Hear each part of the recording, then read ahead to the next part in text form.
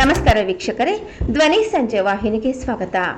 ನಮಸ್ಕಾರ ಎಲ್ಲ ಪತ್ರಿಕಾ ಸ್ನೇಹಿತರಿಗೆ, ದೃಶ್ಯ ಮಾಧ್ಯಮ ಮತ್ತೆ ಪತ್ರಿಕಾ ಮಾಧ್ಯಮ ಎಲ್ಲ ಸ್ನೇಹಿತರಿಗೂ ಸಹ ಕರ್ನಾಟಕ ರಾಜ್ಯ ಸವಿತಾ ಸಮಾಜದ ಪರವಾಗಿ ನಿಮಗೆಲ್ಲರಿಗೂ ಹೃದಯಪೂರ್ವಕವಾಗಿ ಸ್ವಾಗತವನ್ನ ನನ್ನ ಸಮಾಜದ ಪರವಾಗಿ ನಿಮಗೆಲ್ಲರಿಗೂ ಬಯಸ್ತೇನೆ. ಬಂಧುಗಳೇ, ಈ ದಿವಸ ಈ ಒಂದು ಪತ್ರಿಕಾಗೋಷ್ಠಿಯನ್ನು ಕರೆದಿರುವ ಉದ್ದೇಶ, ನಮ್ಮದ ಸಮಾಜ ಅಂದ್ರೆ ಸವಿತಾ ಸಮಾಜ. ಈ ಒಂದು ಸಮಾಜ ವೃತ್ತಿಯನ್ನ, ಮಾತೃತ್ವವನ್ನ, ಸಹೋದರತ್ವವನ್ನ ಉಳ್ಳಂತ ಸಮುದಾಯ ಯಾವುದನ್ನ ಇದ್ರೆ ಅದು ಈ ಸವಿತಾ ಸಮಾಜ. ಯಾರಿಗೂ ತೊಂದರೆಯನ್ನು ಉಂಟು ಮಾಡದೆ ಎಲ್ಲಾ ಸಮುದಾಯಗಳ ಸೇವೆ ಮಾಡುತ್ತಾ ಎಲ್ಲರಿಗೂ ಪ್ರೀತಿ ಪಾತ್ರ ಆಗಿರ್ತಕ್ಕಂಥದ್ದು ನಮ್ಮ ಪ್ರೀತಿಯ ಸವಿತಾ ಸಮಾಜ. ಈ ಸವಿತಾ ಸಮಾಜದಲ್ಲಿ ನಾವು ಯಾವುದೇ ಸರ್ಕಾರಗಳನ್ನ ಅವಲಂಬನೆ ಮಾಡದೆ ನಮ್ಮ ಕುಲವೃತ್ತಿಯನ್ನು ಅವಲಂಬಿಸಿ ಫಾಲೋ ಮಾಡ್ತಾ ಇದ್ರೆ, ಅನುಸರಿಸ್ತಾ ಇದ್ರೆ ಅದು ಈ ಸವಿತಾ ಸಮಾಜ. ನಮ್ಮ ಕಾಯಕ ವೃತ್ತಿಯಲ್ಲಿ ತೊಡಗಿಸ್ಕೊಂಡಿರ್ತಕ್ಕಂಥ ಈ ಸಮಾಜವನ್ನ ಎಲ್ಲ ರಾಜಕೀಯ ಮುಖಂಡರುಗಳು, ಜನಗಳು, ಜ್ಯೋತಿಷ್ಯಗಳು ಎಲ್ಲರೂ ಸಹ ಈ ಸಮಾಜವನ್ನ ಎಲ್ಲೋ ಒಂದು ಕಡೆಗೆ ಅಪಮಾನ ಆಗುವಂತ ಮಾತುಗಳು, ಮತ್ತೆ ಸರ್ಕಾರ ಸಹ ನಿಷೇಧ ಮಾಡಿದೆ ಈ ಒಂದು ಪದವನ್ನ. ಅದನ್ನ ನಾನು ಆಗ್ಲೇ ನಿಮ್ಗೆಲ್ರಿಗೂ ಕೊಟ್ಟಿದ್ದೀವಿ, ಅದರಲ್ಲಿ ಇದೆ. ನಾನು ಇಲ್ಲಿ ಮತ್ತೆ ಅದನ್ನ ಬಳಸಲಿಕ್ಕೆ ನನಗೆ ಸಂಕೋಚ ಆಗ್ತಾ ಇದೆ. ಯಾಕೆಂದ್ರೆ ಇದೇ ಪ್ರೆಸ್ ಕ್ಲಬ್ ನಲ್ಲಿ ಸಾಕಷ್ಟು ಸಾರಿ ಕೂತ್ಕೊಂಡು ಈ ಸಮಾಜದ ಬಗ್ಗೆ ನೋವನ್ನ ನೀವು ಪತ್ರಿಕಾ ಮಿತ್ರರ ಮುಂದೆ ನಮ್ಮ ನೋವುಗಳನ್ನ, ನಮ್ಮ ಅಳಲುಗಳನ್ನ, ನಮ್ಮ ಸಂಕಟವನ್ನ, ದುಃಖವನ್ನ, ದುಮ್ಮಾನವನ್ನ ಎಲ್ಲವನ್ನು ಸಹ ನಿಮ್ಮ ಮುಂದೆ ಹೇಳಿಕೊಂಡು ಕೊನೆಗೂ ಅಸಹಾಯಕರಾಗಿ ಮತ್ತೆ ನಿಮ್ಮ ಮುಂದೆ ನಾವು ಬಂದಿದ್ದೀವಿ. ಈ ಸಮಾಜಕ್ಕೆ ಅಂಟಿರ್ತಕ್ಕಂಥ ಒಂದು ರೋಗ ಅಂದ್ರೆ ನಮ್ಮನ್ನ ನಿಂದನೆ ಮಾಡೋದು. ಅದು ರಾಜಕಾರಣಿಗಳು, ನಾನಾಗ್ಲೇ ಹೇಳಿದೆ, ರಾಜಕಾರಣಿಗಳು, ಜ್ಯೋತಿಷ್ಯದವರು, ದಾರಿ ಹೋಕರು, ಯಾರೋ ರಸ್ತೆಯಲ್ಲಿ ಹೋಗುತ್ತಿರ್ತಕ್ಕಂಥ ಇಬ್ಬರು ಚಾಲಕರಿಗೆ ಅಡ್ಡ ಬಂದ ಅಂದ್ರೆ ಆ ಪದ ಬಳಸಿ ಬೈಯೋದು.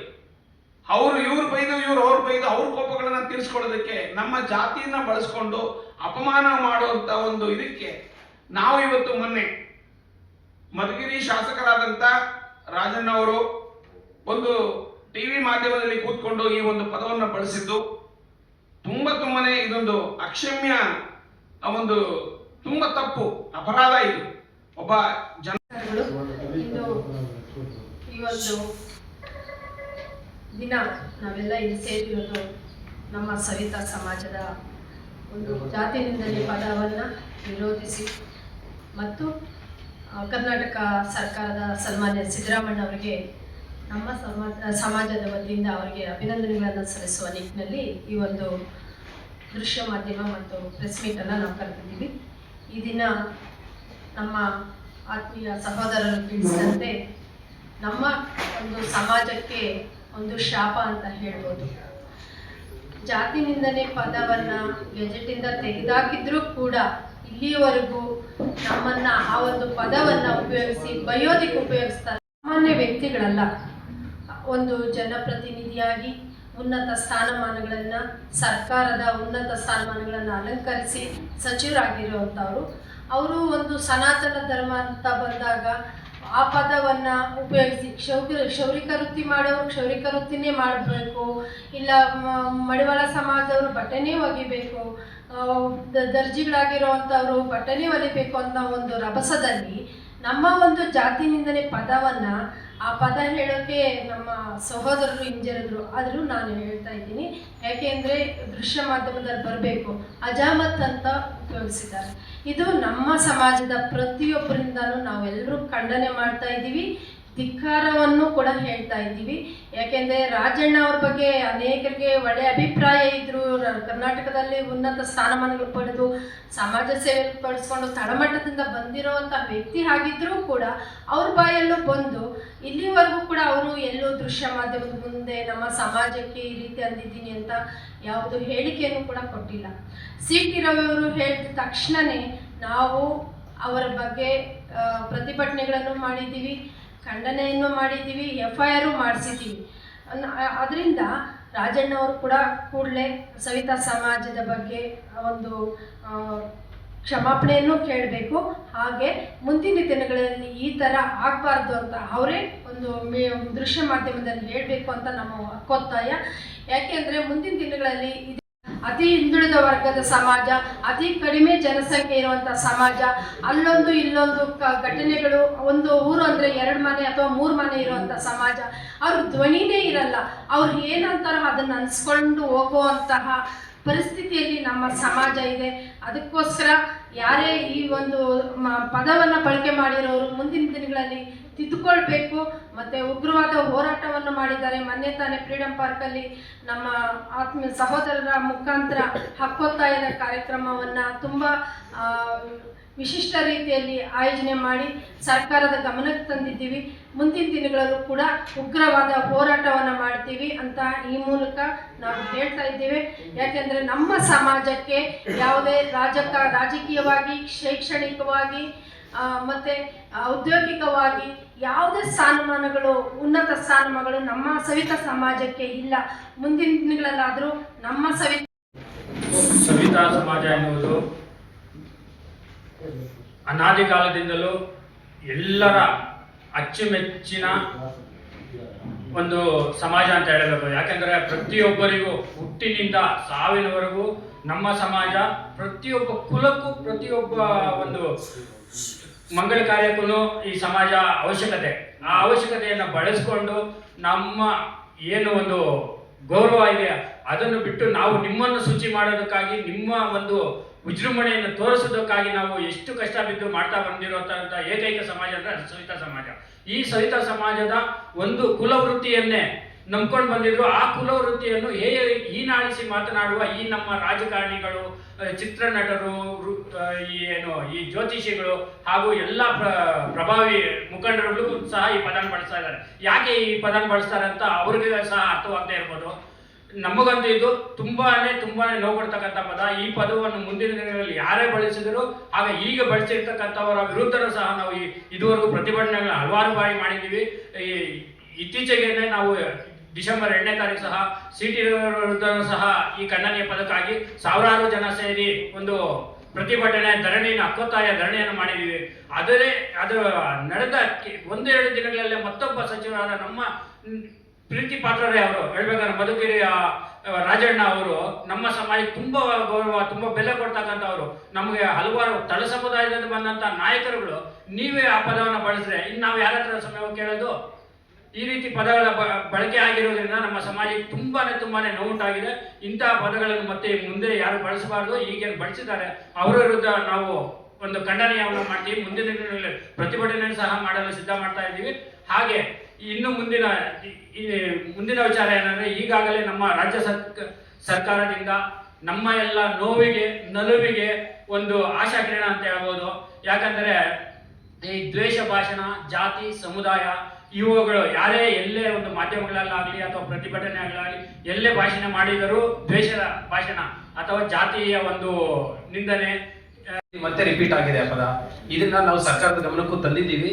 ಆಮೇಲೆ ಮುಖ್ಯಮಂತ್ರಿಗಳಿಂದ ಹಿಡಿದು ತುಂಬಾ ಜನಗಳು ಈ ಪದವನ್ನ ಬಳಸಿರೋದೇನೆ, ಗೊತ್ತಿದ್ದು ಬಳಸಿದ್ದಾರೆ, ಗೊತ್ತಿಲ್ಲದೆ ಬಳಸಿದ್ದಾರೆ.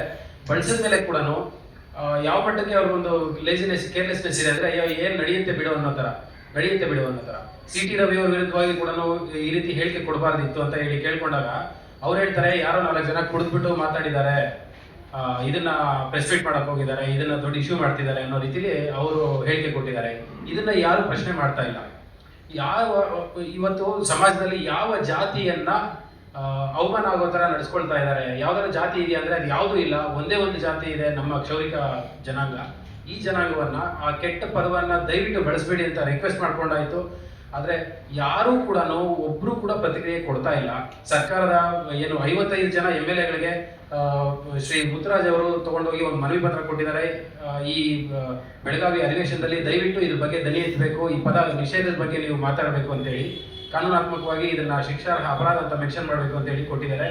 ಅದನ್ನು ಕೂಡ ಈಗ ಬೆಳಗಾವಿ ಅಧಿವೇಶನದಲ್ಲಿ ಯಾರು ಕೂಡ ಒಬ್ರು ಅದ್ರ ಬಗ್ಗೆ ಮಾತಾಡ್ತಾ ಇಲ್ಲ.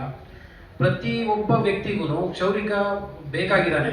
ಎಲ್ಲಿವರೆಗೂ ಅವರಿಗೆ ಸೇವೆ ಮಾಡೋದಕ್ಕೆ ಮಾತ್ರ. ನನಗೆ ಆ ಸಮಾಜದ ಮೇಲೆ ಗೌರವ ಇದೆ ಅಂತೇಳಿ ಇಂಡಿವಿಜುವಲ್ ಆಗಿ ಎಲ್ಲರೂ ಮಾತಾಡ್ತಿದ್ದಾರೆ ವಿನಃ ನಿಜವಾಗ್ಲೂ ಸಮಾಜದ ಪರವಾಗಿ ಧ್ವನಿ ಎತ್ತಬೇಕಾಗಿರೋರು ಯಾರು ಧ್ವನಿ ಎತ್ತಾ ಇಲ್ಲ. ಇದು ಯಾಕೆ, ಈ ಜಾಣ ಕುರುಡು ಯಾಕೆ, ಈ ಜಾಣ ಮೌನ ಯಾಕೆ? ಇದೇ ನಾವು ಸಾತ್ವಿಕವಾಗಿ ಒಳ್ಳೆ ಪದಗಳಿಂದ ನಾವು ಕೇಳ್ತಾ ಇದ್ರೆ ಇದನ್ನ ಹೀಗೆ ಮುಂದಕ್ಕೆ ತಳ್ಕೊಂಡು ಹೋಗ್ತಿದ್ದಾರೆ. ಆಲ್ರೆಡಿ ಲಕ್ಷಾಂತರ ಜನ ಈ ಸಮಾಜದಲ್ಲಿ ಕ್ರೀಮಿ ಲೇಯರ್ ಏನಿದೆ, ಏನು ಮೇಲ್ಪದದಲ್ಲಿ ಒಳ್ಳೆ ಸ್ಥಾನಮಾನ ಪಡೆದಂಥವ್ರು, ಕಷ್ಟಪಟ್ಟು ಓದಿ ಹೋಗಿರುವಂಥವ್ರು ಈ ಜಾತಿ ಹೇಳ್ಕೊಳ್ಳೋದಕ್ಕೆ ಅಸಹ್ಯ ಪಡ್ಕೊತಾ ಇದ್ದಾರೆ. ಅಕ್ಕಪಕ್ಕ ಮನೆಗಳಲ್ಲಿ ಬಾಡಿಗೆಗಳು ಕೊಡಲ್ಲ ಅನ್ನೋ ಕಾರಣಗಳಿಗೆ ಕೆಲವರು ಹೇಳ್ಕೊಳ್ತಾ ಇಲ್ಲ. ಇದು ಹೋಗ್ಬೇಕು. ಪ್ರಪಂಚದ ಯಾವುದೇ ದೇಶದಲ್ಲಿ ಈ ರೀತಿ ಸವಿತಾ ಸಮಾಜದವ್ರಿಗೆ ಕೆಟ್ಟದಾಗಿ ನೋಡೋದಿಲ್ಲ. ಆದರೆ ನನ್ನ ಮನೆ ಇರೋ ಜಾಗದಲ್ಲಿ, ನಾನು ಹುಟ್ಟಿ ಬೆಳೆದಂಥ ನನ್ನ ಕರ್ನಾಡಲ್ಲಿ ನನ್ನನ್ನು ಅವಮಾನ ಮಾಡಿ ನೋಡ್ತಿದ್ದಾರೆ. ದುಡ್ಡು ಎಲ್ಲರೂ ದುಡಿತಾರೆ, ಆದರೆ ಗೌರವ ಏನು ಕೆಟ್ಟ ಕೆಲಸ ಮಾಡದೆ ಅಗೌರವದಿಂದ ತಲೆ ಬಗ್ಸುವಂಥ ಒಂದು ಇದಿದೆಯಲ್ಲ, ಅದು ನೋವಿನ ಸಂಗತಿ. ಯಾರಿಗೂ ಹೇಳ್ಕೊಳಕ್ಕಾಗಲ್ಲ. ನಾಳೆ ನನ್ನ ತಂದೆಗಾಗಿದ್ದು ನನಗೂ ಆಗಿದೆ, ನನ್ನ ಮಗನಿಗೂ ಆಗುತ್ತೆ. ದಯವಿಟ್ಟು ಪತ್ರಿಕಾ ಮಾಧ್ಯಮದವರು, ನನ್ನ ಸ್ನೇಹಿತರು, ಅಣ್ಣತಮ್ಮದಿರು ಎಲ್ಲರೂ ಸಹಕಾರ ಕೊಡಬೇಕು. ಇದನ್ನ ದೊಡ್ಡ ಮಟ್ಟದಲ್ಲಿ ನಾವು ಕೂಡ ಪ್ರಯತ್ನ ಪಡ್ತಾ ಇದ್ದೀವಿ. ಎಲ್ಲ ಕನ್ನಡ ಪರ ಸಂಘಟನೆಗಳನ್ನ ಮತ್ತೆ ಬೇರೆ ಜಾತಿಯ ಸಮಾಜದ ಸ್ವಾಮೀಜಿಗಳನ್ನ ನಾವು ರಿಕ್ವೆಸ್ಟ್ ಮಾಡಿಕೊಂಡು ಅವರನ್ನು ಕೂಡ ಗಣನೆಗೆ ತಗೊಳ್ಳಿ ನಮ್ಮನ್ನ ಅಂತೇಳಿ ರಿಕ್ವೆಸ್ಟ್ ಮಾಡಿದ್ದೀವಿ. ಅವರು ಕೂಡ ಒಪ್ಕೊಂಡಿದ್ದಾರೆ. ಆದರೆ ರಾಜಕೀಯದಲ್ಲಿ ಗುರುತಿಸ್ಕೊಂಡಂತ ಬಹಳಷ್ಟು ಜನ ನಮ್ಮ ಸಮಾಜದವರೇ ಇದ್ರ ಕಡೆಗೆ ದನಿ ಎತ್ತದೇ ಇರೋದು ನಾವು ತಲೆ ತಗ್ಗಿಸುವಂತ ವಿಚಾರ. ದಯವಿಟ್ಟು ಬಂಧುಗಳೇ, ಇದೊಂದು ವಿಚಾರವಾಗಿ ನಮಗೆ ಸಹಕಾರ ಕೊಡಿ. ಎಲ್ಲರೂ ಕೂಡ ಈ ವಿಚಾರವಾಗಿ ಕಾನೂನಾತ್ಮಕವಾಗಿ ನಮಗೆ ಒಂದು ಸಹಾಯ ಮಾಡೋದ್ರಿಂದ ಎಲ್ರಿಗೂ ಒಳ್ಳೆಯದಾಗುತ್ತೆ. ಆಮೇಲೆ ಸಮಾಜದ ಮೂಲಭೂತ ಹಕ್ಕುಗಳಲ್ಲಿ ಸಮಾನತೆ ಕೂಡ ಒಂದು. ನಾವು ನಿಮ್ಮಲ್ಲಿ ಒಬ್ರು, ನೀವು ನಮ್ಮಲ್ಲಿ ಒಬ್ರು. ನಾವು ನಿಮ್ಗಿಂತ ಯಾವತ್ತೂ ದೊಡ್ಡವರಾಗಕ್ಕೆ ಸಾಧ್ಯ ಇಲ್ಲ, ನಿಮ್ಗಿಂತ ಯಾವತ್ತೂ ಚಿಕ್ಕವರಾಗೋದು ಆಗದೇ ಇರೋ ಕೆಲಸ. ನಿಮಗೆ ಸಮಾಜದ ಎಲ್ಲ ಜಾತಿಗಳಿಗೆ ನಾವು ಗೌರವ ಕೊಟ್ಕೊಂಡೇ ಬಂದಿದ್ದೀವಿ, ಮುಂದೆ ಕೂಡ ಕೊಟ್ಕೊಂಡೇ ಹೋಗ್ತೀವಿ. ಆದರೆ ಈಗ ಕೊನೆಯ ಅವಕಾಶ ಉತ್ತರ ಭಾರತದಿಂದ, ಬೇರೆ ದೇಶಗಳಿಂದ, ಬೇರೆ ರಾಜ್ಯಗಳಿಂದ ಬಂದು ಈ ವೃತ್ತಿಯನ್ನು ಕಿತ್ಕೊಂಡಿದ್ದಾರೆ. ನಮಗೆ ಪಟ್ಟಿ ಮಾಡ್ಕೊಂಡು ಹೋದ್ರೆ ಸಾಕಷ್ಟು ಸಮಸ್ಯೆಗಳಿದಾವೆ. ಅದರಲ್ಲಿ ಮೊದಲನೆಯದು ನಮ್ಮ ಮುಖಾನ ತೋರಿಸೋದಕ್ಕೆ ಕಷ್ಟ ಆಗ್ತಿರೋ ಸಮಸ್ಯೆ ಇದು, ಜಾತಿ ನಿಂದನೆಯನ್ನ ದಯವಿಟ್ಟು ನೀವು ಕಾನೂನಾಗಿ ಮಾರ್ಪಡಿಸಿ ಅಂತ ಹೇಳಿ ಕೇಳಿಕೊಂಡು ನಿಮ್ಗೆ ರಿಕ್ವೆಸ್ಟ್ ಮಾಡ್ಕೊಳ್ತಾ ಇದ್ದೀನಿ. Thank you. ಹಡ್ಡಡ್ಡ ಮಲ್ಕೊಂಡ್ಬಿಡುತ್ತೆ ಅನ್ನೋ ಭಯ ಇದೆ. ನಾನು ಯಾರ ಹೆಸರು ಹೇಳಕ್ ಹೋಗಲ್ಲ. ಆದ್ರಿಂದ ಮಂತ್ರಿ ಮಹೋದಯರಲ್ಲಿ, ಘನವೆತ್ತ ಸರ್ಕಾರದ ಮುಖ್ಯಮಂತ್ರಿಗಳಾದಂತಹ ಸಿದ್ದರಾಮಯ್ಯನವರೇ, ನೀವೊಬ್ರು ಹಿಂದುಳಿದ ವರ್ಗದಿಂದ ಬಂದಿರೋರಾದ್ರಿಂದ ನಮ್ಮನ್ನು ಸಹ ಒಬ್ಬ ಅಣ್ಣ ತಮ್ಮಂದಿರುಗಳು ಅಂತ ಪರಿಗಣಿಸಿ ಸವಿತಾ ಸಮಾಜವನ್ನ, ಈ ಸವಿತಾ ಸಮಾಜವನ್ನ ಒಬ್ಬ ಅಣ್ಣ ತಮ್ಮಂದಿರು ಅಂತ ಪರಿಗಣಿಸಿ ನಮಗಾಗ್ತಿರುವಂತ ನೋವು ಮತ್ತೆ ದುಃಖ, ದುಮ್ಮಾನ ಇವುಗಳನ್ನೆಲ್ಲವನ್ನ ಪರಿಸರಿಸುವಂತ ಕೆಲಸ ನೀವು ಒಂದು ದೊಡ್ಡ ತೀರ್ಮಾನವನ್ನು ತಗೊಂಡು ಈ ಸಮಾಜಕ್ಕೆ ನೀವು ಬಂಧುಗಳಾಗಿ, ಸಮಾಜಕ್ಕೆ ಒಬ್ಬ ಒಳ್ಳೆಯ ಆಶೀರ್ವಾದ ಮಾಡತಕ್ಕಂಥ ಒಬ್ಬ ಮುಖ್ಯಮಂತ್ರಿಯಾಗಿ ಈ ಸವಿತಾ ಸಮಾಜವನ್ನ ಕೈ ಹಿಡಿಬೇಕು ಅಂತ ಹೇಳಿ ಇಡೀ ಸವಿತಾ ಸಮಾಜದ ಪರವಾಗಿ, ಬೀದರಿಂದ ಚಾಮರಾಜನಗರದವರೆಗೆ ಇರ್ತಕ್ಕಂಥ ಎಲ್ಲ ಸಮುದಾಯದ ಬಂಧುಗಳ ಪರವಾಗಿ ನಿಮಗೆ ಮುಕ್ಕೋಟಿ ನಮಸ್ಕಾರಗಳನ್ನ ಹಾಕಿ ಈ ಸಮುದಾಯಕ್ಕೆ ಆಗ್ತಿರಂತ ಅಪಮಾನವನ್ನ ದಯವಿಟ್ಟು ದಮನ ಮಾಡಬೇಕು ಅಂತ ಹೇಳಿ ನಿಮ್ಮಲ್ಲಿ ಕಳಕಳಿಯ ಪ್ರಾರ್ಥನೆ ಮಾಡ್ತೇನೆ. ಮತ್ತೆ ಈ ಕ್ಷೌರಿಕ ವೃತ್ತಿ ಮಾಡುವಂಥವ್ರನ್ನ ಯಾವ ರೀತಿ ಸಂಬೋಧಿಸ್ತಾರೆ ಅಂತೇಳಿ ನಮ್ಮ ಜನಪ್ರತಿನಿಧಿಗಳಿಗೆ ಅರ್ಥ ಆಗ್ತಾ ಇಲ್ವಾ ಅನ್ನುವಂಥದ್ದು ನನಗೆ ಒಂದೆಲ್ಲೋ ಒಂದು ಡೌಟ್ ಆಗ್ತಾ ಇದೆ. ಕಾರಣ ಯಾಕಂದ್ರೆ ಅವರು ಮೊನ್ನೆ ರಾಜಣ್ಣ ಅವರು ಪ್ರಸ್ತಾಪ ಮಾಡ್ತಾರೆ, ಅದ್ರಲ್ಲಿ ಹೇಳ್ತಾರೆ ಅವರು, ಅಂದ್ರೆ ಅವರು ಉದ್ದೇಶ ಅದಲ್ಲ, ಅಂದ್ರೆ ಬಳಕೆ ಮಾಡುವಂತ ಸಂದರ್ಭದಲ್ಲಿ ಈ ಒಂದು ಪದವನ್ನ ಬಳಕೆ ಮಾಡ್ತಾರೆ, ಜಾತಿ ನಿಂದನೆ ಪದವನ್ನ ಬಳಕೆ ಮಾಡಿ ಮಾತಾಡ್ತಾರೆ. ಅದು ನಮ್ಗೆ ಸ್ವಲ್ಪ ನೋವಾಗ್ತದೆ ಅದೆಲ್ಲ ವಿಚಾರದಲ್ಲಿ.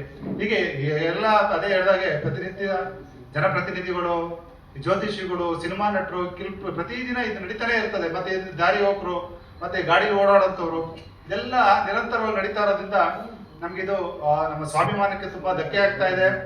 ಇದನ್ನ ಆದಷ್ಟು ನಾವು ನಮ್ಮ ಸರ್ಕಾರಕ್ಕೆ, ನಾನು ಈಗಾಗಲೇ ನಾವು ಸಹ 2ನೇ ತಾರೀಕು ಧರಣಿಗಳನ್ನ ಮಾಡಿದ್ವಿ. ಲಾಸ್ಟ್ ಟೈಮ್ ಒಬ್ಬ ಸಿ.ಟಿ. ರವಿಯು ಸಹ ನಮ್ಮ ಒಂದು ಜಾತಿ ನಿಂದನೆ ಪದವನ್ನು ಬಳಕೆ ಮಾಡಿದ್ರು. ಅವ್ರ ವಿರುದ್ಧವಾಗಿ ನಾವೆಲ್ಲ ಅವತ್ತು ಪ್ರತಿಭಟನೆ ಮಾಡಿ, ಧರಣಿ ಮಾಡಿ ಸರ್ಕಾರಕ್ಕೆ ನಾವು ಅದು ಹಕ್ಕೊತ್ತಾಯ ಮಾಡಿದ್ವಿ. ನಮ್ಮ ಒಂದು ಮನವಿಯನ್ನು ಪುರಸ್ಕರಿಸಿ ನಮಗೂ ಸಹ ಸ್ವಾಭಿಮಾನದಿಂದ ಬದುಕಲಿಕ್ಕೆ ಅವಕಾಶ ಮಾಡಿಕೊಡಿ. ಇವತ್ತು ಸಮಬಾಳು ಸಮ ಪಾಲು ಅನ್ನುವಂಥ ನಿರ್ಧಾರದಲ್ಲಿ ತಾವೆಲ್ಲರೂ ಸರ್ಕಾರದಲ್ಲಿ ಹೇಳ್ತೀರಿ. ಇದನ್ನು ಸಹ ನಮಗೆ ಮೊದಲು, ಯಾಕಂದ್ರೆ ನಮ್ಗೆ ಏನೇ ಇಲ್ಲ ಅಂದ್ರೆ ಒಂದು ಸ್ವಾಭಿಮಾನ ಬೇಕು. ನಮಗೆ ಸಮಾಜದಲ್ಲಿ ಬದುಕಬೇಕು ಅಂದಾಗ ನಮಗೊಂದು ಮಾನ್ಯತೆ ಇಲ್ಲ ಅಂದಾಗ ನಮ್ಗೆ ಏನಿದ್ರು ಪ್ರಯೋಜನ ಇಲ್ಲ. ಅದರಿಂದ ನಮಗೆ ಸ್ವಾಭಿಮಾನದಿಂದ ಬದುಕಲಿಕ್ಕೆ ಅವಕಾಶ ಆಗಬೇಕು. ಮತ್ತೆ ಇದ್ರ ನಂತರ ಏನಾಗಿದೆ ಅಂದ್ರೆ, ಇವತ್ತು ನಮ್ಮ ಮನವಿಗಳೆಲ್ಲ ಕೊಟ್ಟಿದ್ದೀವಿ. ಮನೆ ಸರ್ಕಾರನೂ ಸಹ ಈ ಒಂದು ಅಧಿವೇಶನದಲ್ಲಿ ಒಂದು ಪ್ರಸ್ತಾಪ ಮಾಡಿದೆ. ಅದು ನಾನು ಸರ್ಕಾರಕ್ಕೆ ಶ್ಲಾಘನೆ ಮಾಡಲಿಕ್ಕೆ ಇಷ್ಟಪಡ್ತೀನಿ. ವಿಚಾರಗಳು ಏನಂದ್ರೆ, ಇವತ್ತು ಸಾಮಾಜಿಕವಾಗಿ ದೌರ್ಜನ್ಯ ಕಾಯ್ದೆಗಳನ್ನು ತಂದಿದೆ. ಮತ್ತು ಯಾವುದೇ ವ್ಯಕ್ತಿ ಆಗಿರ್ಬೋದು, ಜಾತಿ ಆಗಿರ್ಬೋದು, ಸಮುದಾಯ ಆಗಿರ್ಬೋದು, ಮತ್ತು ಯಾವುದೇ ಒಂದು ಉದ್ದೇಶವಾದ ಇಲ್ಲದೆ ಭಾಷಣ ಮಾಡಿ ಅವನ ಪ್ರಚೋದನೆ ಮಾಡಿ ಈ ದ್ವೇಷ ಭಾಷಣೆ ಮಾಡಿರುವಂಥ ಕಾಯ್ದೆ ತುಂಬ ಈ ಒಂದು ಯಾವುದೇ ಒಂದು ಹಿಂದುಳಿದ ವರ್ಗ ಆಗಿರ್ಬೋದು, ಅತಿ ಹಿಂದುಳಿದ ವರ್ಗ ಆಗಿರ್ಬೋದು, ಎಲ್ಲ ಸಮುದಾಯಕ್ಕೂ ಇದೊಂದು ಮಾನಸಿಕವಾಗಿ ಧೈರ್ಯ ಸಿಗುತ್ತೆ ಮತ್ತು ಸ್ವಾಭಿಮಾನಕ್ಕೆ ಅವರು ಬದುಕಲಿಕ್ಕೆ ಒಂದು ಅವಕಾಶ ಆಗುತ್ತೆ ಅಂತೇಳಿ ನಾನು ಸಂಪಾದಕ ವರದಿಗಾರರಿಗೂ ಬೈಲಪ್ಪ ನಾಯಕ ಮಾಡುವ ನಮಸ್ಕಾರಗಳು. ಒಂದು ಮಾಧ್ಯಮದವರೇ, ನಮಗೇನಾದರೂ ಸರ್ಕಾರ ಸಿಗಬೇಕಾದ್ರೆ ತಮ್ಮ ಮೂಲಕನೇ ಸಿಗ್ತಾ ಇರೋದು. ನಾವು ಏನೇನು ಪ್ರತಿಭಟನೆ ಮಾಡಿದ್ರು, ಬೋರ್ಡೋ ಪ್ರತಿಭಟನೆ ಮಾಡೋದು, ಅದನ್ನು ನೀವು ಪೇಪರಲ್ಲಿ ಹಾಕಿ ದೃಶ್ಯಮದ ಪ್ರಸಾರ ಮಾಡಿದ್ರೆ ಸರ್ಕಾರದ ಎಲ್ಲೋ ಒಂದು ಕಡೆ ಸರ್ಕಾರ ನೋಡುತ್ತೆ, ಅದು ನಮ್ಗೆ ನ್ಯಾಯ ಸಿಗುತ್ತೆ ಅಂತ ನಾವು ಅಂದ್ಕೊಂಡಿದ್ವಿ. ಆದರೆ ಮೊನ್ನೆ ರಾಜಣ್ಣವರು ಒಂದು ಖಾಸಗಿ ಚಾನಲಲ್ಲಿ ಮಾತಾಡ್ತಾ ಇರ್ತಾರೆ. ಆ ಒಂದು ಅತಿ ಸಂದರ್ಶನ ಮಾತಾಡಬೇಕಂದ್ರೆ ಅವರು ಮನುಸ್ಮೃತಿ ವಿಚಾರದಲ್ಲಿ ಮಾತಾಡಬೇಕು ಅಂದರೆ ನಮ್ಮ ಜಾತಿಯನ್ನು ಅವರಿಗೆ ತಿಳುವಳಿಕೆ ಇರಬೇಕು. ಯಾಕಂದರೆ ನಮ್ಮ ಸಮುದಾಯಕ್ಕೆ ನನಗಂತೂ ಆತ್ಮೀಯವರು, ಯಾಕಂದರೆ ನಮಗೆಲ್ಲ ಒಳ್ಳೆ ಕೆಲಸನೇ ನಮ್ಮ ಸಮುದಾಯಕ್ಕೆ. ಮಧುಗಿರಿ ಕ್ಷೇತ್ರದಲ್ಲಿ ಆಗ್ಬೋದು, ತುಮಕೂರು ಜಿಲ್ಲೆ ಆಗ್ಬೋದು, ನಮ್ಮ ಕನ್ನಡ ರಾಜ್ಯ ಸವಿತಾ ಸಮಾಜಕ್ಕೆ ಆಗ್ಬೋದು, ಏನಾದರೂ ಇವತ್ತು ನ್ಯಾಯವಾಗಿ ನಮ್ಮ ಸಂಘ ನಡೀತಾ ಇದ್ರೆ ಅದಕ್ಕೆ ಕಾರಣಕ್ಕಂತಲೇ ರಾಜಣ್ಣವ್ರು ಮಾಡೋರು. ಬಟ್ ಆದರೆ ಅವ್ರಿಗೆ ಕ್ಷೌರಿಕ ವೃತ್ತಿ ಅಂತ ಹೇಳ್ಬೋದಿತ್ತು. ಆದರೆ ಅಜಾಮತ್ ಮಾಡ್ತಾರೆ ಅಂದರೆ ಅದೆಷ್ಟು ಕಳಂಕನೀಯ ಮಾತುಗಳು ಅಂದರೆ ಅಷ್ಟು ಬೇಜಾರಾಗುತ್ತೆ ನಮಗೆ. ಒಂದು ಕಡೆ ನಮ್ಮ ಪ್ರೀತಿ ವಿಶ್ವಾಸ ಗಳಿಸಿದ ರಾಜಕಾರಣಿ, ಇನ್ನೊಂದು ಕಡೆ ನಮ್ಗೆ ಅವಮಾನಿಸಿದವರು. ನಾವು ಯಾರು ಅವ್ರ ವಿರುದ್ಧ ನಾವು ಮಾಡಬೇಕು ನಮಗೆ ಬೇಸರ ಆಗುತ್ತೆ. ಯಾಕಂದ್ರೆ ನಮ್ಗೆಲ್ಲ ಕೊಟ್ಟಂಥವ್ರ ವಿರುದ್ಧ ನಾವು ವ್ಯಕ್ತಪಡಿಸ್ತಾ ಇದ್ದಂದ್ರೆ ನಮ್ಗೆ ನೋವಾಗಿ ಅವ್ರನ್ನ ಅವ್ರ ಮಾತನ್ನ ಖಂಡಿಸ್ತಾ ಇದ್ವಿ. ಒಂದು ಎರಡನೇದು, ಆ ಸಂದರ್ಶನದಲ್ಲಿ ಮಾತಾಡ್ಬೇಕಂದ್ರೆ ಪ್ರಖ್ಯಾತ ಒಬ್ಬರು ನಿರೂಪಕರಿರ್ತಾರೆ. ಯಾಕಂದ್ರೆ ಅಂಥ ಚಾನಲ್ ಹಲವಾರು ಚಾನಲ್ಗಳಲ್ಲಿ ಒಂದು ನಿರೂಪಕರ ಅಭಿಮಾನಿ ಕೂಡ ನಾನು, ಯಾಕಂದ್ರೆ ಅವ್ರ ಅಭಿಮಾನಿನೂ ಕೂಡ. ಆದರೆ ಬೇರೆ ವಿಷಯದಲ್ಲಿ ಸಂದರ್ಶನ ಮಾಡಬೇಕು ಅಂದಾಗ ಯಾವುದೇ ಒಂದು ವಿಷಯ ಬಂದಾಗ ಟಕ್ಕಂತ ಪ್ರಶ್ನೆ ಮಾಡೋ ವಾಕ್ಚಾತುರ್ಯ ಆ ನಿರೂಪಕರಿರುತ್ತೆ. ಆದರೂ ಕೂಡ ನಮ್ಮ ಮಾತನ್ನಾಡಿದಾಗ ಆ ನಿರೂಪಕರು ಅದನ್ನು ಪ್ರಶ್ನೆ ಮಾಡದೆ ಇರೋದು ನಿಜಕ್ಕೂ ದಿಗ್ಭ್ರಮೆ, ಬೇಸರ ವ್ಯಕ್ತಪಡಿಸ್ತೀನಿ ಅವರ ವಿರುದ್ಧ. ಮತ್ತೆ ತದನಂತರ ಅವರು ಲೈವ್ ಕಾರ್ಯಕ್ರಮ ಅಲ್ಲ, ರೆಕಾರ್ಡ್ ಕಾರ್ಯಕ್ರಮ ಆದರೂ ಸಹ ಅದನ್ನು ತಡಿಬೋದಿತ್ತು. ಬೀಪ್ ಸೌಂಡ್ ಹಾಕಿ ಮತ್ತೊಂದು ಹಾಕಿ ಮಾಡ್ಬೋದಿತ್ತು. ಆದರೂ ಅದನ್ನ ಏಕೈಕಿ ಪ್ರಸಾರ ಮಾಡೋದು ಕೂಡ ನಮ್ಗೆಲ್ಲೋ ಒಂದು ಕಡೆ ಅವರ ಒಂದು ನಡೆ ನಮ್ಗೆ ಬೇಸರ ತಂದಿದೆ. ನಿಜಕ್ಕೂ ಮಾಧ್ಯಮ ಮಿತ್ರರೇ, ನಾವು ಸಾಮಾಜಿಕ ದೌರ್ಜನ್ಯವಾಗಿ ಬಳಸ್ತೇವೆ. ಹಳ್ಳಿ ಕಡೆ, ಪಟ್ಟಣ ಪ್ರದೇಶ ನಿಮ್ಗೆ ಅದು ಗೊತ್ತಿಲ್ಲ. ಹಳ್ಳಿ ಕಡೆ ಬೆಳಿಗ್ಗೆ ಮಖ ತೋರಿಸ್ಬೇಡ ಅನ್ನೋದು, ಅವ್ರ ಮೇಲೆ ರಾತ್ರಿ ದೀಪ ನೋಡ್ಬೇಡ ಅನ್ನೋದು, ತದನಂತರ ಅವರ ಒಂದು ಏನು ಪ್ರತಿಯೊಂದು ವಿಷಯಕ್ಕೂ ಅವ್ರನ್ನ ಅಸ್ಪೃಶ್ಯತೆ ನೋಡೋದು, ಈ ರೀತಿಯಾಗಿ ನಾವು ಬಾಳ್ತಾ ಇದ್ದೀವಿ. ನಾವು ಈ ಸರ್ಕಾರ ಮುಂದೆ ಕೇಳ್ತಿರೋದು ಯಾವುದೇ ಒಂದು ಜಾಗ ಕೊಡಿ, ಹಣ ಕೊಡಿ ಅಂತ ಕೇಳ್ತಿಲ್ಲ. ನಮ್ಮ ಸಾಮಾಜಿಕ ನ್ಯಾಯ, ಸಾಮಾಜಿಕ ಭದ್ರತೆಗಾಗಿ ಒಂದು ಕಾನೂನು ಕೊಡಿ ಅಂತ ಕೇಳೋದು. ಅದು ಮೊನ್ನೆ ಡಿಸೆಂಬರ್ 2ನೇ ತಾರೀಕು ನಾವು ಪ್ರತಿಭಟನೆ ಮಾಡಿ ಮುಖ್ಯಮಂತ್ರಿ ಮನೆ ಕೊಡಕ್ಕೆ ಹೋದಾಗ ಮುಖ್ಯಮಂತ್ರಿ ಆಗ್ತಾನೆ ಪಾಸ್ ಆದ್ರು. ಬಟ್ ಅವ್ರ ಒಬ್ಬರು ಕಾರ್ಯದರ್ಶಿ ಇದ್ರು, ನೋಡಪ್ಪ ಇಲ್ಲ ನಿಮ್ಮ ಒಂದು ಉದ್ದೇಶ ಇಟ್ಕೊಂಡೆ ನಾವು ಮೊದಲು ಒಂದು ದ್ವೇಷ ಭಾಷಣ ಅಂತ ಒತ್ತು ಮಂಡನೆ ಮಾಡೋದು. ಅದ್ರ ಜೊತೆಗೆ ಈಗ ಜಾತಿ ಸಮುದಾಯ ಎರಡನ್ನು ಸೇರಿಸಿದ್ದೀವಿ, ನಿಮ್ಮಗಳಿಗೋಸ್ಕರನೇ ಅದನ್ನು ಸೇರಿಸಿದ್ದೀವಿ ಅಂತ ಒಂದು ಮಾತನ್ನ ನಾವು ಮನೆಗೆ ಕೊಟ್ಟಾಗ ಹೇಳಿದ್ರು. ಅದೇ ರೀತಿ ಅವರು ಕರ್ನಾಟಕ ದ್ವೇಷ ಭಾಷಣ ಮತ್ತು ದ್ವೇಷಾಪದ ತಡೆ ವಿಧೇಯಕವನ್ನ ಈಗ ಆಲ್ರೆಡಿ ವಿಧಾನಸಭೆಯಲ್ಲಿ ಮಂಡಿಸಾಯಿತು. ಅದು ಅಂಗೀಕಾರ ಆಗಿದೆ. ಇವತ್ತು ವಿಧಾನ ಪರಿಷತ್ ಮಾಡ್ಬೋದು. ಅದಾದ್ಮೇಲೆ ರಾಜ್ಯಪಾಲ ಅಂತ ವಿಧೇಯಕ ಬರುತ್ತೆ. ಈ ವಿಧೇಯಕ ನಾವು ನಂಬ್ಕೊಂಡಿದ್ದೀವಿ, ಇದು ನಮಗೆ ಜಾತಿನಿಂದನೇ ಕಾಯ್ದೆಯಾಗಿ ಒಂದು ಜಾರಿಗೊಳ್ಳುತ್ತೆ ಅಂದ್ಕೊಂಡಿದ್ವಿ. ಮತ್ತೆ ಅದ್ರ ಜೊತೆಗೆ ಒಂದು ಬಹಿಷ್ಕಾರ ಕಾಯ್ದೆನೂ ಕೂಡ ನಿನ್ನೆ ಮಾದೇವಪುರ ವಿಧಾನಸಭೆಯಲ್ಲಿ ಮಂಡಿಸಿದರೆ ಅದು ವಿಧೇಯಕ ಅಂಗೀಕಾರವಾಗಿದೆ. ಇವೆಲ್ಲ ಉತ್ತಮವಾದ ಕೆಲಸ ರಾಜ್ಯ ಸರ್ಕಾರ ಮಾಡ್ತಿರೋದು. ಈ ಧ್ವನಿ ಇದ್ದವರಿಗೆ, ಒಂದು ತಳಮಟ್ಟದ ಸಮುದಾಯದವರಿಗೆ ಬಹಿಷ್ಕಾರ ಹಾಕೋ ಒಂದು ಸವರ್ಣ ಒಂದು ನೀತಿಗೆ ಒಂದು ಕಾನೂನನ್ನು ತರ್ತಾ ಇದ್ದಾರೆ. ಅದಕ್ಕೆ